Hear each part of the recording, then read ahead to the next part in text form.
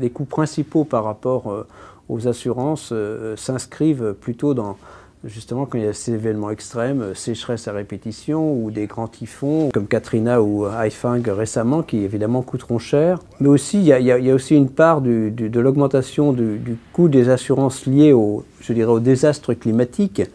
Il faut bien voir que les désastres climatiques existent, même dans un climat qui ne se réchaufferait pas. Notre problème, c'est que ces extrêmes climatiques risquent de s'amplifier, non pas en nombre, mais l'intensité des typhons, par exemple, des vents qui pourraient être de 20 à 30% supérieurs à ceux qu'on connaît actuellement.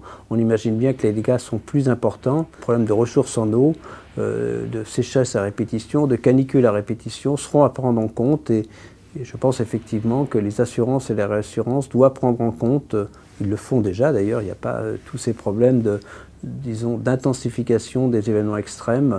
Les 10 dernières années, de toute façon, sont les plus chaudes qu'on ait jamais connues, hein, au moins au cours des 1000 dernières années.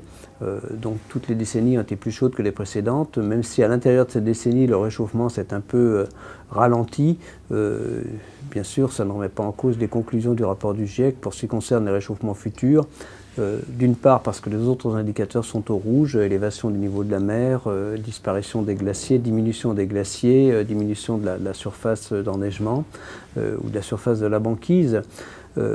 Mais aussi parce qu'on pense qu'il y a toutes les raisons que ce réchauffement reprend. D'ailleurs, il est tout à fait normal, même dans un contexte où l'effet de serre augmente de façon tout à fait régulière, ce qui est le cas, eh bien, le réchauffement, lui, montre des périodes de ralentissement, d'accélération, et ça n'en remet pas du tout en cause des conclusions vis-à-vis de l'augmentation future du réchauffement climatique.